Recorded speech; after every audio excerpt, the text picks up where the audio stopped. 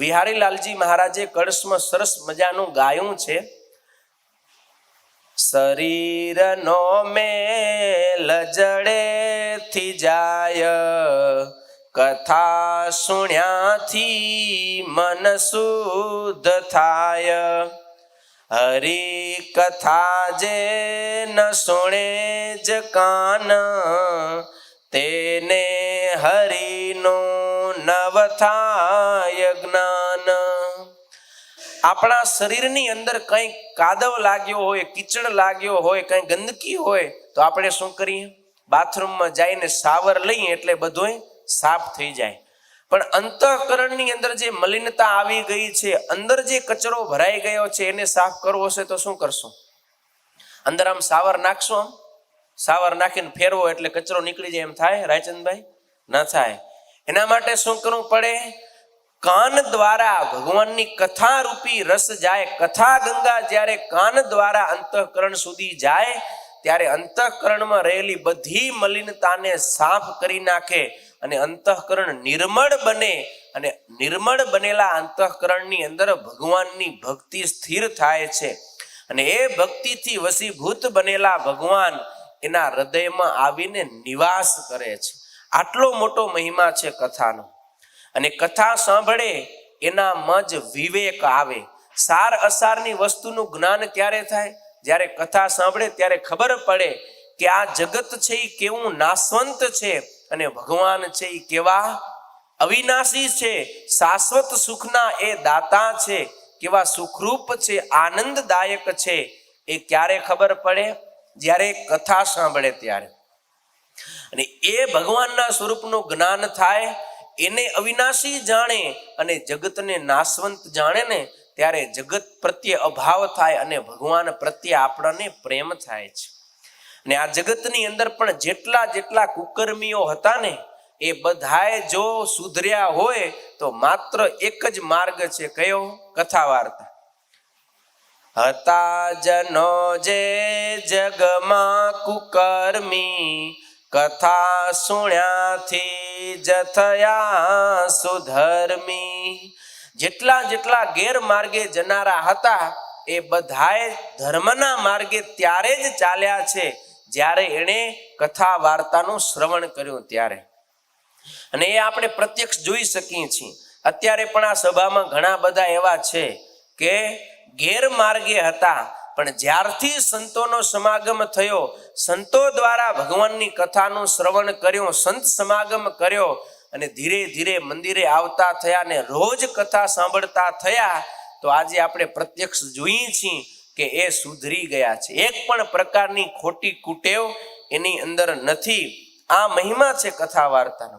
કથા વાર્તા દ્વારા આ થાય છે, અને એ અવસર છે અત્યારે ચાતુર્માસ દરમિયાન જો કોઈ ધારે તો એ 4 મહિના સુધી કથા વાર્તાનો નિયમ લઈ શકે અને કથા વાર્તાનું શ્રવણ કરી શકે। જો અનુકૂળતા હોય તો જ્યાં ગામમાં મંદિરો હોય, આસપાસ મંદિર હોય, ત્યાં કને જઈ અને કથા વાર્તાનું શ્રવણ કરવું। આપણે દરરોજ અહીંયા કને આ સત્સંગ ભવનની અંદર કથા વાર્તા થશે, દરરોજ નિયમબદ્ધ અહીંયા કને આપણે આવીને કથા સાંભળી શકીએ। જો અહીંયા આવવાની અથવા તો ગામમાં મંદિર છે ત્યાં જવાની અનુકૂળતા ન હોય તો આજે તમને ખબર છે ટેકનોલોજી ઘણી બધી આગળ વધી છે, મીડિયા આજે આગળ વધ્યું છે, આજે લાઈવ કથા પણ થતી હોય તો અહીંયા આવવાની અનુકૂળતા ન હોય તો તમે ઘરે હો અથવા દુકાને પહોંચી ગયા હો તો ત્યાં કને પણ યુટ્યુબના માધ્યમથી તમે કથા શ્રવણ કરી શકો। બહેનો હોય સવારમાં ઘરમાં ઘણું કામ હોય તો ઘર કામ કરતા કરતા પણ એ લાઈવ કથા સાંભળી શકે, અથવા એ સમયે તમને અનુકૂળતા ન હોય તો એ કથા તો યુટ્યુબમાં સ્ટોર હશે જ, પછી પણ તમે સાંભળી શકો। અરે એના સિવાય ભુજ મંદિરની વેબસાઇટ ઉપર ઘણી બધી કથાઓ અવેલેબલ છે, એમાંથી રોજ એક ટ્રેક સાંભળવાનો પણ આપણે નિયમ લઈ શકીએ અને રોજ અલગ અલગ વક્તા સંતોના મુખેથી આપણે કથા વાર્તાનો લાભ લઈ શકીએ। તો આવી રીતે પહેલો નિયમ છે કથા શ્રવણ કરવું, એ આપણે નિયમ લઈ શકીએ અને મહારાજની આજ્ઞા પાડી અને મહારાજને રાજી કરી શકીએ। બીજી આજ્ઞા છે શાસ્ત્ર વાંચન। ભગવાનની કથાનું વાંચન કરવું. હવે શ્રીજી મહારાજે ગઢડા પ્રથમ પ્રકરણના 18મા વચનામૃતની અંદર વાત બતાવી કે શબ્દ અનંત પ્રકારના છે. જીવ જેવો શબ્દ સાંભળે તેવા અંતઃકરણમાં ગુણ પ્રવર્તે. અને શબ્દ છે ને 2 પ્રકારે આપણા અંતઃકરણ સુધી પહોંચે. એક તો કાન દ્વારા અને બીજો આંખ દ્વારા. હવે આંખ દ્વારા શબ્દ અંદર જાય તમને ખબર છે? કાન દ્વારા તો આપણે પહેલો નિયમ જોયો, કથા શ્રવણ કરવી એ. આંખ દ્વારા શબ્દ અંદર જાય કઈ રીતે? જ્યારે આપણે વાંચન કરીએ ત્યારે. જો એમાં સારું વાંચન કરીએ તો સારા શબ્દ જાય, અને ખરાબ વાંચન કરીએ તો ખરાબ શબ્દ આપણા અંતઃકરણની અંદર જાય. અને જેમ આપણે આહાર લઈએ છીએ એટલે કે ભોજન જમીએ છીએ એના દ્વારા શરીરનું પોષણ થાય, એમ વાંચન અને શ્રવણ દ્વારા અંતઃકરણને પોષણ મળે છે.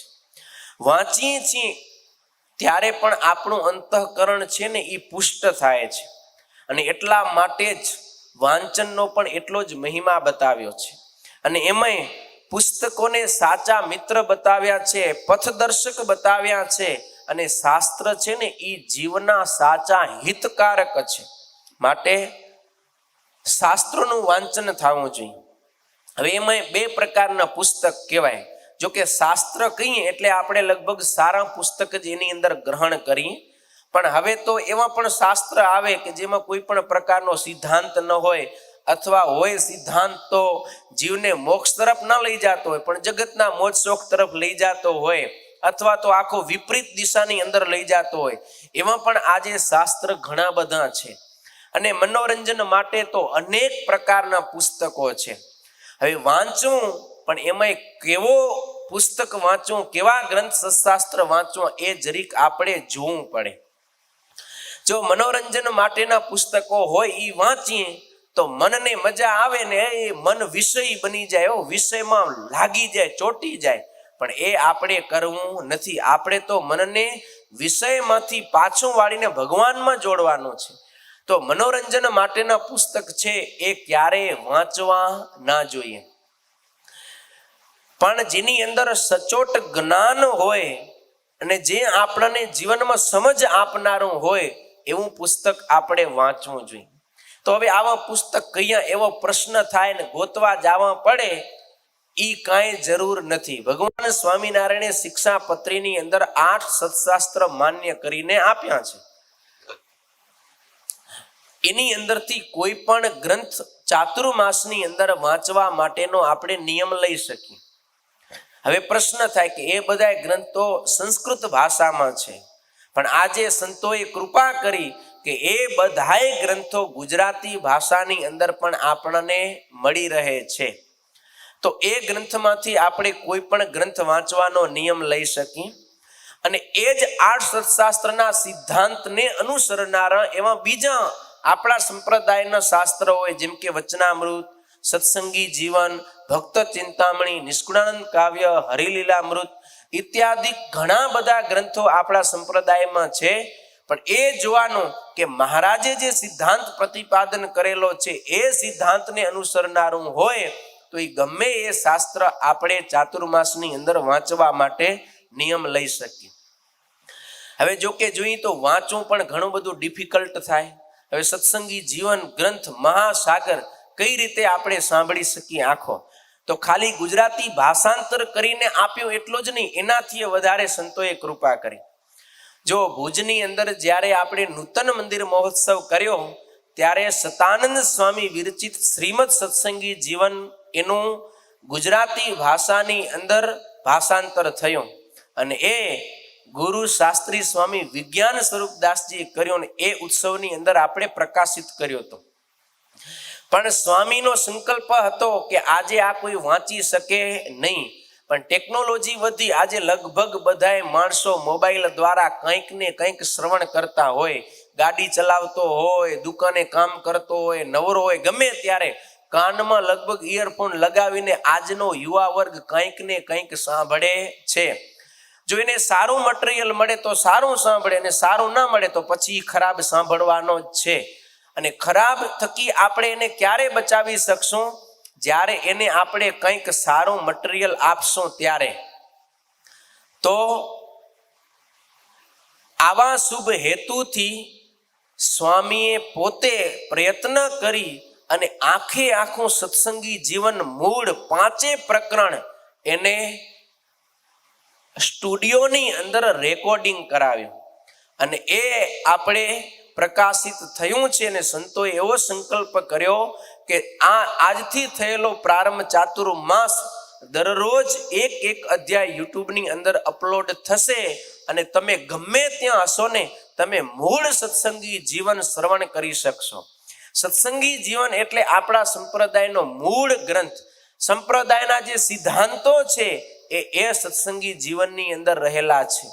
આપણા સત્સંગના જે મૂલ્યો છે, રેણી કેણી શ્રીજી મહારાજનું આખું જીવન એ સત્સંગી જીવનની અંદર છે. એ સત્સંગી જીવનની કથા શ્રવણ કરવાથી કે મૂળ સત્સંગી જીવન સાંભળવાથી આપણને સંપ્રદાયના સિદ્ધાંતનું સચોટ જ્ઞાન થાય છે. તો એ પણ આપણે નિયમ રાખી શકીએ કે રોજ એક અધ્યાય મારે યુટ્યુબના માધ્યમથી સત્સંગી જીવનનો સાંભળવો.